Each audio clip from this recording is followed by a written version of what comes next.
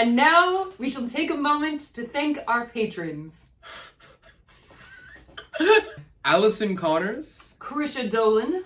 Cheryl Eisenhower. Birdie Tam. Birdie Tam. Hi. JS. Natalie Curry. Katie Grant. Francie Dillon. Laura Reinsdorf. Leah Tab. And for this week's blessing, may your mind shatter before your pots.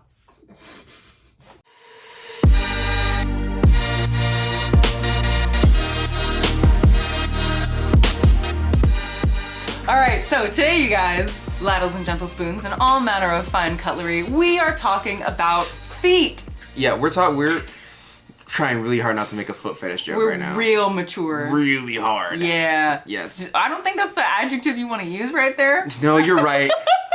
You're right. Sorry. I promise it's not like gonna be like this the entire episode. So, feet. Why are we talking about feet, Dante? We're talking about feet because I feel like there's so many, especially when you get into the intermediate phases, the feet that most of us learn to do when we trim, right? It's just like the common roundy feet on your cups. There's so many different types of feet. Yeah. It's insane. And it matters a lot for the weight, the presentation of the actual piece. And there's, I wouldn't say controversy, but there's definitely like some opinions. Some of which were previously held most fervently by you. Some of which, yeah, I've calmed down a little bit. But Yeah. it's only because, like, I realized their utility now. Yeah. As for before, I was like, no, I was on the path of a lot of like old head potters that are like, nope, I was taught this way, so this must be the way it's done. I'm lucky that it took me only a couple years to get my head out of there. Yeah. You know what I mean? Yeah. But now I'm on the path of like, no, everything has utility. It's just when and how you use it. Yes. Yeah. So one of the biggest things of kind of on those lines is like the big question of like, okay, do you trim the bottoms of your pots or do you not trim? To trim or not to trim? That is the question. That's definitely something in the pot. Like some people, look, I think even you agree with this. Yeah. It's definitely pottery culture to when you pick up a pot, we feel it, we look at it, and we almost always immediately look at the bottom. Oh, undoubtedly. You turn it upside down and you look at the feet. Right, and we're looking for two things, usually two things. We're looking for the signature. Yeah. Number one, the maker's mark. Uh-huh. We're looking to see how well you took care of the bottom. Yes. Because it's an old pottery adage that might have came from Yoshio, actually. I don't know. A lot of my stuff comes from Yoshio. Where he was like, the parts of the pot that you cannot see are the most important ones. Because if you took care of those, it shows the crafter actually cared about the piece. Yeah. And that to me always translated into like, trim your bottoms, take care of your bottoms. But that's not really how it goes. Yeah, because I think because some of my favorite, or one of my favorite mugs, which is a mug made by Sean Bill, he, and with that particular cup, he didn't trim the bottom, but the bottom was still well taken care of. Like, Right. I don't know what it's called, I think maybe you mentioned the term for this earlier, but he basically looked like he took either like a looped like wire tool or like a serrated tool or something. Anyway, there's a pattern on the bottom. Yes. To show like, yeah, there's like a pattern on the bottom of the cup. So even though it's not trimmed, there is still care and attention paid to the bottom of the foot. Absolutely. And I feel like that's the more important part compared to whether you trim or not. But like, let's say someone is thinking about whether to trim or not. Like, what do you think are some of the things to keep in mind about like trimming? Because like my first thought is that, okay, if I was gonna stop trimming the bottom of my feet, my biggest thing is that I would have to make sure that when I was raising the walls, I left a lot less space both on the floor of the cup and on the bottom sides, because normally I leave like maybe like 1/3 of an inch of space. Yeah. Because I do, especially on my steins, like I actually trim away a decent amount of stuff to get that like the multiple lumps, lines, shapes. I get what you're saying. That it gives the bottom flavor. Yeah, exactly. I get what you're saying. Well, I mean, there's two primary reasons that most people like myself trim the bottoms of their cups. And number one, it's to give it a space to touch the kiln shelf, so that it doesn't run as much. Which you can do that with like non-trimmed bottoms, but it looks kind of weird when you have like something that touches the bottom of the kiln shelf and then you wipe away and sometimes there's a white space. Some people prefer that. Some people don't. You're basically talking about like the room that people leave for the glaze to move. Yeah, essentially. Is kind of what you're talking about? Yes. Yeah, a lot of people make feet specifically to make space for that. And, yes. Sometimes feet hide it. If you're at a certain angle, you're like, oh, I can see the entire pot, but not the feet. Yeah. So the pot looks more complete in that way. The second one is that you're really just, like 80% of it, you're just leveling out the bottom of your cup. Yeah. That's it. When you wire it off, when you pull it off, you're honestly just leveling out your cup so it sits plumb. So it sits level. That's all you really need for trimming. Yeah, if you were to do like the most basic level of trimming. Yeah. And some people have a hard time with that because when they take their wire tool and they unmarry, lack of better term. We're using some real when they divorce. When you divorce the cup from its wheel head. They definitely, like, some people use the wire tool and it's a little bit uneven. Yeah. And trimming will fix that. Yes. Right? Yes. Which, by the way, I should mention, the tool that you were talking about earlier with the little spirals at the bottom. Yeah. That is a tool that is primarily made by a company called Dirty Girls. Yeah. Oh yeah, I've heard of them. They're Yes. like all like women owned Yes. pottery ceramics tool supply company, right? Yeah, they make a lot of That's texture cool. tools like that. Hell And if yeah. you're looking for that tool specifically, because I feel like some of you are listening right now, like, I don't know where to get it though. Yeah. Just Google Dirty Girls pottery tools, and Sweet. I mean, like, make sure to put pottery tools. Yeah. Make sure to put pottery tools. Yeah. I know your search history. I see you. We see you. I see you a little too much. Oh boys, I would say. No. Yeah, but those are the two primary reasons that most people trim their bottoms. Yeah, I've pretty much always trimmed my pots. Like, I think I went through a period of time, maybe like 6 years ago, where I didn't trim my pots, but I also didn't like. I did not take very good care of the bottoms. Yeah. And, and I think so for me, one of the reasons I ended up like, instead of deciding to not trim my pieces, but just learn how to take better care of the bottoms, like one of the main reasons that I do trim my pieces is because my favorite way to sign my work, as some of you might know, is to have my little insignia on a raised little stamp of clay so that it looks like a wax seal, right? Yes. So I can't really do that if the piece is completely flat. Yeah, you'd have to put it somewhere else. You'd have to Yeah. press the stamp super hard into the clay body at a certain stage. Yeah, but And then that- like the bottom would like Warp a little. warp up, and it's just yeah. It's a little bit easier if you trim your feet to put the signature, your maker's mark, inside the bottom of the feet. Yes. That's another. That's what I'm saying. Is like 20% of it's that, and I'll say 80% of it's like you're really just leveling out your pot. Yeah. But there are definitely people. I think what's his name? He makes a bunch of slip cast cups. Hammerly? Hammerly, I Kurt think. Hammerly? Yes, Yeah. he just has like the signature on the side. He has like a little metal stamp. Oh. I don't think he puts them on the bottom. Actually, I think he does now, because Does he? I've seen his plaster molds, and his plaster molds include, at least if I'm remembering correctly, include a bottom section. Oh, I see. So that his signature is on the bottom of the cup. No, you're right. I But think I'm thinking about someone else. Maybe he used to though, but that is another option. Is like Yeah. for people to like, because if you don't want to sign your work on the bottom, Oh, yeah. there are folks who sign their work on the side as well. So that's like another option. Well, after a while, a lot of us just get stamped. Like, you and I both have stamps. Yeah. But we stamp with clay, and then we add the clay onto our clay in a certain stage, so it fuses correctly. But a lot of people, after a certain amount of time, they just get, like, little metal push-ins. Yeah, those are cool. And so it's Yeah. hard enough. Like, rubber kind of bends. The metal's hard enough to push into the clay body. Yeah. So yeah. And I do love those. Yeah, the thing that I like about those, and I know this is diverging a little bit from the topic of feet specifically, you're but the thing that's nice about like those metal stamps is that like let's say someone buys one of my mugs at a convention, Right. when I feel comfortable going to conventions, Right. because they're happening, but I'm like, not yet. Right, yeah. Yeah, but if they then forget, like either they lose my business card, or basically unless you have like a signed name on the bottom of your pieces, there's not really like a way for you to search the artist. Yeah. So that's the nice thing about those metal stamps, is that they can be made like fine enough so that if you wanted to like stamp your name into the bottom of the piece, you can do that. By the way, I should say, it almost never helps. What? To look at the signature. It helps for us. Oh. Because we realize other artists' signatures because we Yeah. see so many of them. But like, If you didn't know who I was as an artist and you turned my cup upside down at the bottom, you'd be like, this tells me nothing. Who the hell is this guy? It doesn't say my name. Yeah. It's not like I have a anagram of my, you know what I mean? Like, it's just a symbol. Yeah. But to a lot of other artists, especially if you're a ceramic artist or a potter yourself, you look at the bottom and your brain scours like, oh, do I know this symbol? Have I seen it before?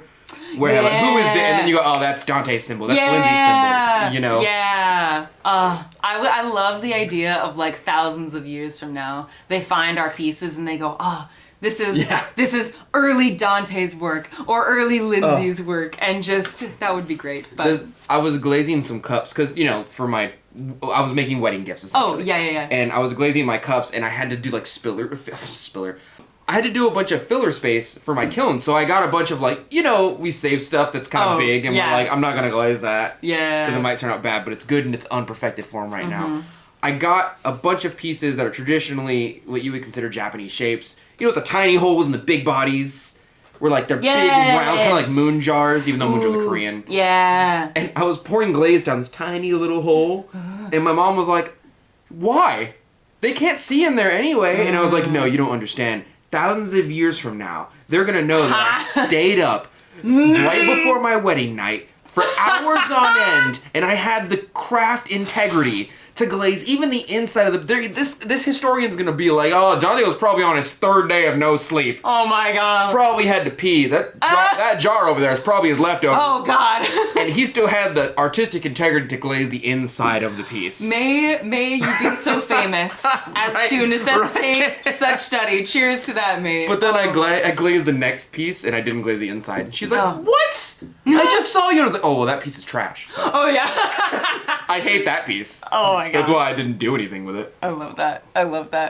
All right, well, bringing it back to feet specifically. No, I was off on that tangent with you. I actually really want to talk more about signatures, but we'll maybe either save that to the end of the episode. Yeah. Because I love stories about how people come up with their signatures. But right. So one of the other things that I find the most interesting about feet is I'm a mature adult.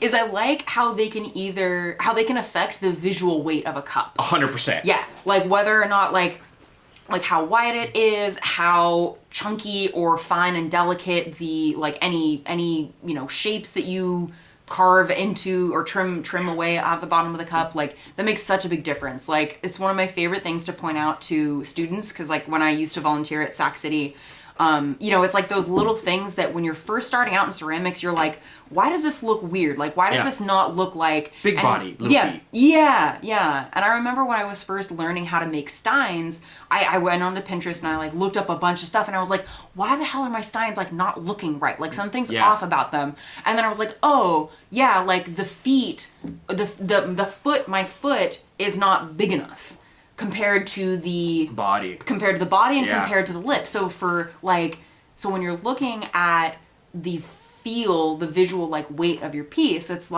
okay, what are the proportions of, and because for me, I don't always look as much at the body. I tend to compare mostly the lip to the foot. And I will try and with my goblets, I try and have the inner... Wait, how do I do it? I have the inner diameter of the lip of the goblet match the external diameter of the foot. Yeah, so that there's some sense of symmetry. But that's a good general rule.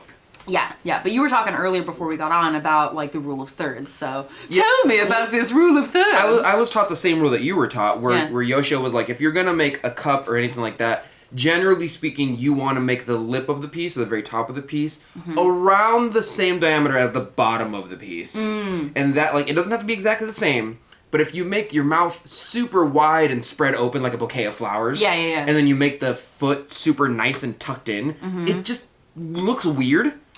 It's not to say that it can't be used in the art world, but if I made a tiny, tiny foot like this, like this one right here. And for our listeners, the foot is on a teacup. It's on a teacup, and the inch and a half at most. Yeah. In the entire circle, and then I put it on one of your steins. It would look super weird if this foot. Was on that stein behind you. Yes. It would look super weird because it's super tiny in comparison to the rest of the body. Even if I made the mouth super small, And so in order to kind of make that even out, he's like, yeah, you should make the mouth at least a half to a third of the body, and the foot should kind of be near the same diameter as the mouth. Just to make it all, the way he explained it, honestly, is that your pot is a story, right? And your beginning of the story, if you have a small foot, it's real light. And you want a lot of meat in the middle. Or sometimes you want a light middle. Sometimes you want a heavy end. But you can't have like a light beginning, a super heavy middle, and then a super... He goes, the story just doesn't flow correctly if you do that. That's interesting. That's how... Unless you're wanting to, because of course unless you do it on purpose. I was going to say, because I know I tend to be a little bit of a contrarian. So no, you're right. But otherwise, if you think of it this other way. Yeah. But yeah, it's like unless you are wanting to specifically play with proportions. Yeah. And kind of like, because I recently made, anyway, our listeners wouldn't be able to see anyway, but I recently made cups that are smaller, squatter, but they're the bottom at about the 1/3 mark from like moving from the bottom up. Yes. The piece is really wide, and then it moves to a more narrow mouth, but the foot is kind of small. Yes. But it's like, I was specifically wanting to like play with that proportion of having like a chonky body, but a delicate foot, because I wanted the piece to have visual lift. I see. Right? Yeah. So, but it's about like intentionality, because I think often what happens, especially with like beginning pieces, is that like the proportions will be like just slightly off, but off in a way where it doesn't look intentional. Yeah. So sometimes exaggerating the difference between the proportions between the lip, the body, and the foot can make a piece look more intentional. Even if it's still like crazy wide lip, narrow body, super big foot, you can play with those things, but it looks, I feel like so much about like making things look good, even if it's quote unquote weird. Yeah. Is about like, does it look like it's done on purpose? On purpose. Yeah. Yeah. I think every artist does this, where like you mess up a piece and you're like, well, I have to make it look like I did it on purpose. Like working with your mistakes, you know what I mean? Yeah, you're definitely. You're really just like, if you're past the point of no return, you just have to work with your mistake. Otherwise, it looks like you messed up. Yeah, or you just start a new piece. Or you start a new piece. But I agree with you. It's like if you've gone down the road. Yeah, if you've gone down the road, keep on, just keep swimming, Yeah, no, definitely. Yeah. There is another thing. So like, you can definitely put stuff on your, not put stuff on your pot, but you can definitely make pieces of your pot that enhance the foot as well. So explain me. Right, so I'm not allowed, Twitter said I can't explain anything. That's mansplaining, that's different. Sorry, yeah, that's true. So what I I still kind of do it actually, is, most people when they trim a bottom, they trim their foot, they round out the bottom like right here. You can't say it, but like basically they create a flange. Yeah. It's like an upside down V shape. Yes, upside down V shape, and then there's a V shape kind of cutting into the body of the piece, and then it rounds out to the rest of the cup. That gives your piece so much. What are people gonna do? Like, the YouTube people are gonna see this, but the podcast listeners are like, I don't understand why they're laughing. We're giving like alien traffic signals. Alien traffic signals. As we describe pots. Pretty much. We're visualizing a pot together, but it's not working. You know what? We just need to Vulcan mind meld this. It'll be a lot easier. Yeah. We'll just create a hive mind. Anyway, carry on. The new army. Sorry. Oh my god. So what I did for quite some time is, because I wanted my pieces to look more delicate, be a little bit more lifted, instead of kind of bringing in the foot, I would just leave that trimmed part. So I turn the pot upside down. Hold on, I put the pot upside down. I would trim and make that angle that you usually do when you trim. Oh, yeah. And I would just leave the angle. So it would look like an upside down V, essentially. Oh, okay, yeah. And that gave a lot of lift to my piece. I also use it as like a glaze. I know I'm getting into it. I also use it as like a glaze line, where you put a line in your piece. Yeah. And it's like a moat, so the glaze has to go over that line to run off the pot. Yes. I remember Florian Gatsby does something similar. Yeah. Gives you a little bit more wiggle room. It doesn't save your pot, but like if you put a line at the bottom of your pots, like actually like indent, a line, like an actual like a ridge, like of a ridge, clay. Yeah. Yes. I like a physical ridge of clay. A physical ridge, or like a moat, or like when you're trimming, you just stay at near the bottom of your pot. Just put a line down there. So if you overglaze, your glaze has to go over that little line. Yeah. And so it doesn't prevent over glazing, but it helps. Yeah, if it's like on the edge. It's on the edge, yeah. It can help a little bit, especially if you have like a runny glaze. Absolutely. Yeah. Yeah, especially if you're like John does a lot of like melty glazes. He probably does actually. Yeah. He probably does have like a glaze line at the bottom. I just don't see it a lot. Yeah. Well, we're gonna have to buy one of his pieces and find out. or if one of our listeners or viewers has a John the Potter pot, you know, you don't want one. Not like you don't want one, but I was gonna say like DM us at Lindsey and show Dillon, us at Earth Nation Ceramics. Tag us. I was gonna bug him at Antica, but I don't think he's going. I talked to him and he's like, I'm not going. Yeah, no, that's fair. I was gonna do a mug trade. He's probably trying to be safe. I get it. I feel it for sure. Well, he's also got a new wee babe. That's true. So, he's on his third. I think so. Yay! Congratulations! Super exciting. Anyway, okay, so. Let's talk about, well, we got two options here. Yeah. Okay, so segue. Okay. This is appropriate. Okay. So for glazing the underneath of pots, like let's say you've trimmed your piece. Yeah. And you have created, like as you've trimmed away, you've created like a well in the center of the bottom of your piece. Usually where the symbol goes. Right. Yeah. So there's the option to glaze or not glaze that part. Do you have any opinions on this? Because I have a lot of them. You know, I don't really care that much, to be honest. Like, I do glaze that underneath for the most part. Like, there's been a few times where I haven't. Same. Yeah. But I think if I were to not glaze the underside, it would have to be because I was wanting to highlight the like raw clay body in other design aspects of the mug. But if the whole mug is glazed and just the underside isn't, I don't know. I mean, I don't know. I mean, I guess I kind of do, but maybe that's just more out of habit than any intentional like, you know. I have the same way of thinking about it as you do, except for at the end of my road, I say it feels less complete. To me, like when I look at the entire thing and it's all glazed, and I look at the bottom and part of it's not glazed, even if it's the part that most people can't see, my brain goes, just glaze it. Yeah, like is it intentional? Or did you not glaze it because most people wouldn't see it, or did you not glaze it because your symbol's there? Do you want like unless there's a reason for me to not glaze it, much like yourself, I'm gonna glaze it most of the time. Yeah. And I know it's another part to take care of the pot, but that goes back to like I'm gonna take care of the bottom a little bit. You know what I mean? Yeah. You gotta take care of the bottom. I was going there. You take care of the bottoms. Bottoms take care of you. I'll tell you what. Oh my god. I'll tell you what. Oh, we're gonna get banned. We're gonna get banned one of these days and be like, they crossed the line. Oh man. We were just talking about pottery. Just pottery. Yeah. It's nothing big. We're tripping. Okay. Tell you what. There used to be a sign in Yoshio's studio that said a clean bottom is a happy bottom, and it was from the kiln operator. Oh, that's great. Yeah. Her name was Gina, and she was like, she's just tired of students like just dipping their stuff and putting it on the shelf and not. Oh, yeah, She would not put your pot in the kiln if you.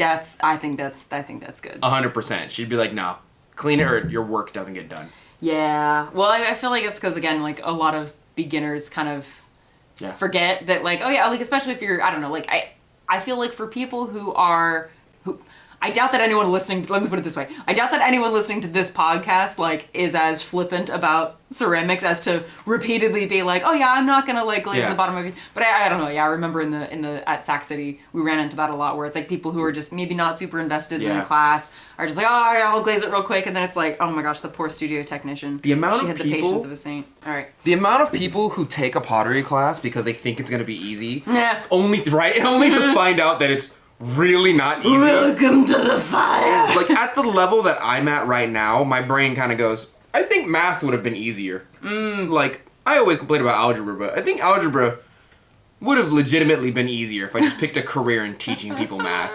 Because there's so many variables to pottery, but math is like, you're right or you're wrong. Like, there's a couple ways to do one thing, but you always get the same answer most of the time. Like, unless you start getting into that super theoretical stuff, but that's a whole other, like, that's a whole other ballgame. Get into the quantums. Yeah. That actually reminds me. Segue?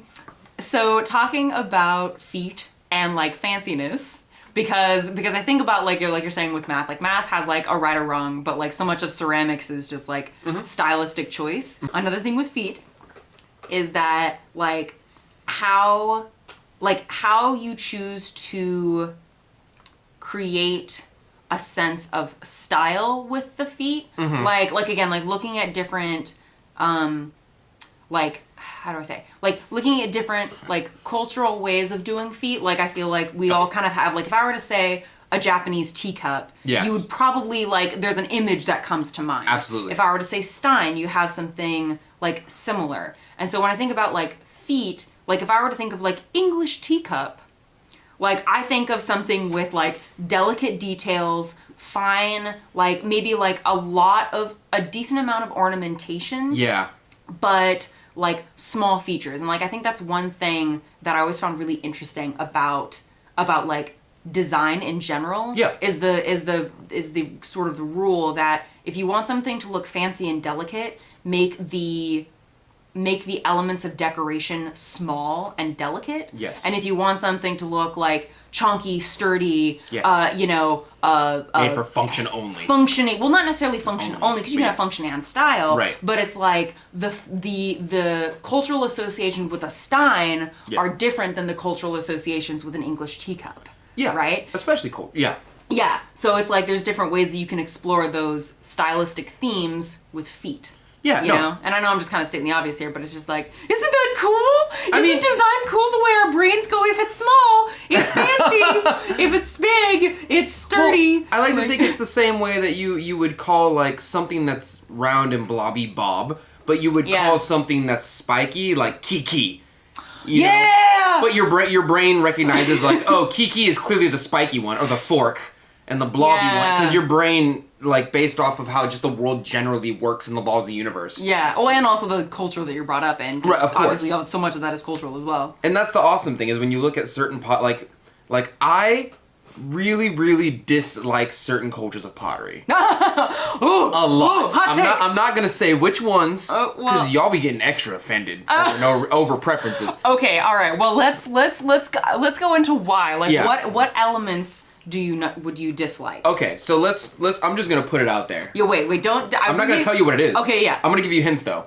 I hate the color yellow, and bright yellows and bright reds. I hate them, and I hate flowers on pots. Why do you hate flowers on pots? They're just, for me, they're base. For me, they're like every single pot has like a flower or a cat on it. So whenever I see it, I'm like, yeah. Like it's like extraordinary. I'm like, eh. So there's actually, I have an interesting like pushback to that. Yeah, and the reason I do, you should push back. Okay, I'm gonna do it. But the reason I do is because I actually largely have that same association. Yeah. But like I wish I could remember who. I really wish I could remember the artist who, like, they were doing their master's thesis about this. Yeah. And they were essentially talking about how within, like, the art and, like, quote-unquote craft world, designs with a feminine aspect to them are undervalued compared to designs that have a more traditionally, like, masculine sort of appeal. Huh. So the whole, like, lines of dinnerware that had, like, flowers, or like, you know, like put like cooking pots that say flower on it, or like just historically they have been considered like not as valuable or not as interesting as like other again like more masculine things. So there's a push and a pull there, because on the one hand, like it's so like ubiquitous, and it has like, we can look at a pot with a flower on it, and again, depending on the style of how it's done, we have like stereotypes and associations that come up with like, okay, like the person who made this piece, or like its level of interest. And I see. And on top of that, like, it's fine also if just like pots with flowers aren't necessarily your thing. Yeah. That's not what I'm saying. I'm saying like just because you don't like that doesn't mean you're like sexist or something. Right. But I think it is important to look at how the style of decoration connects with like historical like attitudes around feminine art versus masculine art, and what is valued and what is not. I will say this as a separate thing. I love flowers. I love flowers. I love the color pink. Things that are historically feminine, right? Yeah. Like, I have no real issue with them. I hate flowers on pottery. Okay, all right. Tell me why you don't like. I have no real issue. It's like Star Trek versus Star Wars. I don't hate Star Wars. I'm just a Star Trek person. Yeah. Cats versus dogs. I don't hate cats. I'm just a dog person. That's fair. I don't hate flowers. We can agree to disagree about cats. Look, also, I love cats and dogs. So really, I'm just a. I was about to say something that was gonna sound bad. I just love all animals. If I would like, you know those dudes who get dogs who's like, oh, cute dogs get girls at the park. Oh, right. I'm that girl. It me. Yeah. I would date you if you had a cute dog. You hear that, ladies and gentlemen? You would have gotten me very easily. I would have been like, oh, but the weird thing is, like, after I pipe you down, I would go play with your dog. To pipe you down? What is it? Yeah, you do a little construction work, lay some pipe. Oh my god, that took way too long. You know? Yes. Put a hard hat on for safety. Yes.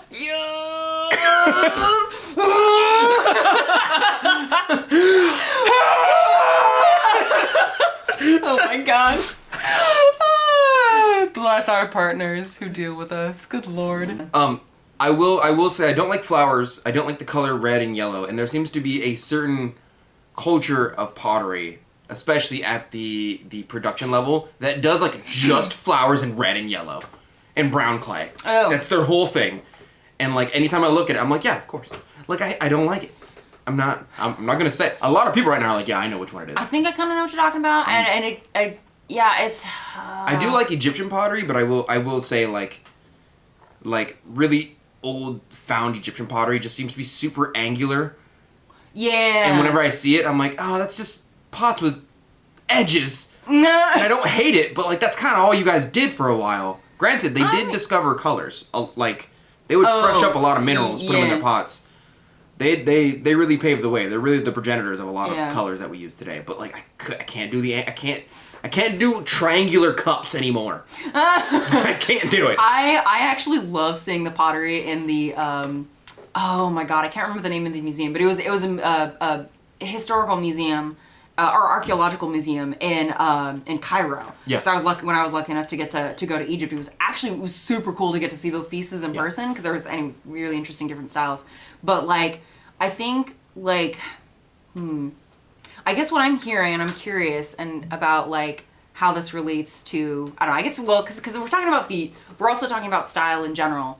And like it makes me think that part of what makes things interesting to you is like and honestly to me in general is like how predictable something is. Like being able to look at something 1,000%. and being like, have I seen something like this before? Yes. And the pieces that are most interesting, and it's like, especially I feel like in my sculptural work and to some degree like in my own like in my functional work, like I like being able to make things where you look at it and you're like, your brain isn't quite sure how to categorize it. Yeah. And so if you're looking at something, and again, not to say that the thing that your brain categorizes isn't good or it doesn't have value, because flowers or like other styles of pottery, like what you're kind of talking about. There's some beautiful flowers out there, yeah. Yeah, and they're all like, those are all, completely valid forms of expression, and they have a quality and they have an audience for their own audience that likes that kind of thing.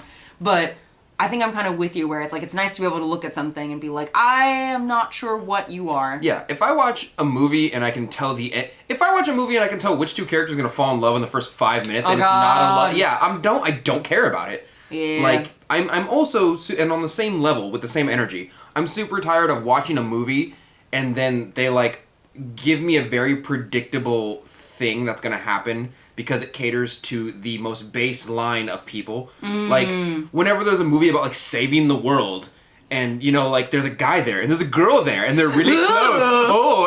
Like, all of a sudden, he turns to her, and I'm like, I swear to God, if they kiss right now while the world's ending, if they start slapping cheeks and then they do, and I'm like, the world's ending, can you not? Yeah. Can you stop sticking, can I just have, like, a badass character, please? I don't care what the gender is, I don't care what they look like, I just want them to like be cool and not have like romance shoved down their throat, because that's what like people like. Yeah, that's what people like respond to in movies, and the movie creators know that. So like I assume there's an artist somewhere making movies, and they're like, we got to put a love story in there, and you're like, why? This is a good movie by itself, and they're like, I don't know, just make up a token dude character who falls in love with the main female character. Yeah. Because that's what people want right now. And every time you feed into that, and every time you buy that, you're just pushing that more into the culture, more and more and more. And that's, I don't know.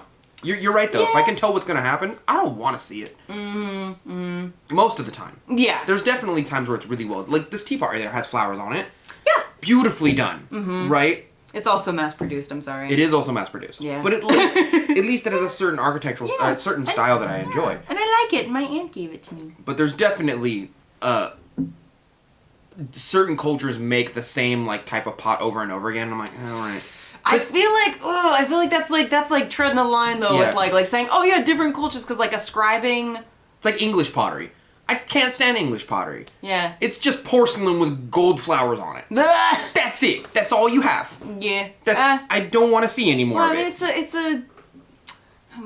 It also harkens back to a time where they took things and recipes that didn't belong to them. Oh, yeah. That's why they used to call it China, so whenever I see it, I'm like, you're fetishizing porcelain, but realistically you're just fetishizing a certain time in history in which took something that doesn't belong to you again from a culture that didn't belong to you again. Like, I don't like any of it. I don't...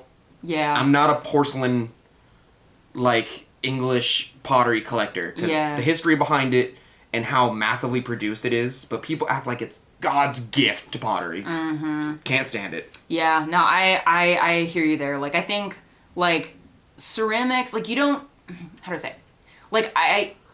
Like, art does not have to be political by any means to be, like, valued, but it is interesting, and I think in some degrees it's important to at least know, like, the history of some of that. And admittedly, like, I'm still learning it myself. Absolutely, yeah. But yeah, maybe we should do an episode on that someday, just, like, kind of talking about, I mean, that's a lot. There's a lot that goes into that conversation, but just a little bit, like an intro to why porcelain is. It's gonna tread the supremacy line a little bit. It's gonna, like, one of us at some point is gonna be like, if you're really into this one thing, here's the history of it. It's not all that great. Yeah, but it's important though. Like ceramics and pottery is like, it's got, you know, it's one of the oldest mediums of humankind. Yeah. So you know what I do love? Aztec pottery. It's so based. It's so like, we made this because we had to. We needed it. You know, like we use this to carry stuff. Most of the time it's brown clay. You know, like I love it so much. Okay. I don't know. Yeah. Same thing with Grecian pottery. Like Grecian pottery is either like super artistic with like black sgraffito, underglaze, slip, or it's like, I held my grain in this. Yeah. I had to make this to hold my grain. Yeah, yeah. I mean, I think there's a lot of that for like all cultures. Yeah, there's definitely a functional and a capital A art, as you would say. Yeah, right. Portion of every culture with ceramic artwork. Yeah, yeah. And I'm very there's a line in between where they take like decoration or art and then they take functional and they combine them, and that's become the new production because people realize like, oh, that's fancy. Yeah. But it becomes oversaturated in the market that I go, I don't really like it anymore. Yeah. You kind of beat a dead horse. It kind of, it feels predictable again. Yeah, it feels too predictable, and I'm like, I don't like it. Yeah. I can't. If my mom comes back with another red and yellow flower pot with brown clay on it, with a rope tied around the top, I'm gonna lose it. Yeah. And then she's like, why don't you make this for me? And I'm like, I don't like the colors red and yellow. Yeah. I don't even like flowers on pots. Yeah. I love flowers, not on pots. Yeah, yeah. So feet. All right. Is there anything else, like, because essentially what we've talked about trimming versus not trimming, glazing versus not glazing the underside of the bottoms, how you can play with the proportions of a pot to play with its visual weight. Absolutely. And we've talked about fanciness in terms of like making something with like, if the decorative features are chunky, if they're bigger, they convey a sense of like sturdiness and like toughness versus fine details conveying a sense of fanciness. Yeah. Is there anything else that you're thinking about for feet that you think would be helpful for our viewers and listeners to consider? I would like to say as a general rule, a lot of the things we talked about today, especially culturally with like pottery culture, are kind of like things that we just view in that sense, but there is definitely a place, one of my favorite places actually, where you can make, I don't know what it's called. I call it contradiction art or contrast art. Oh, okay. Where like you make something super big and chunky, but you make the foot super small on purpose. Tiny! Yeah, or you'll make an ultra big foot and a super small pot. Just like because it elicits that emotion out of people. And good art should make you feel something. You know what I mean? Yeah. And I love that. Yeah. Oh, I love seeing a piece that is half super clean, like the artist really made a pristine porcelain pot, and they marry it together like a super messed up piece of the pot. Yeah. Oh, it's gorgeous. I love that idea of like playing of doing that, like making like these crazy pieces. So it's like especially if you're just starting out with ceramics, or it's like you've like been making things, you're like, how do I change things? Like experiment, like make something with a unfunctionally tiny foot, make something with a big old foot. Yeah. You know, don't corner yourself too early. Like, I wouldn't say don't corner yourself at all, but don't think like people want cups, so I have to train myself to make cups. I just began this art. I'm gonna make cups, and cups are all I'm gonna make until I sell more cups and cups. Like, you have time. Experiment. And also, you can, if you decide you really like making cups, go for it. But then you can play with the proportions of the foot, the width of the body. 100%. Experiment and see. Make weird cups. Yeah, and look at reference photos. That's always like, I'm like, reference photos, experimentation and reference photos, because like, again, looking at something and being like, why does this not look right? Yeah. Sometimes looking and like following, like, and actually like I feel like so much of it is like knowing what to look at. So it's like, if you're wanting to explore feet, which is a weird sentence to say, I'm no king shit. Find some artists and look at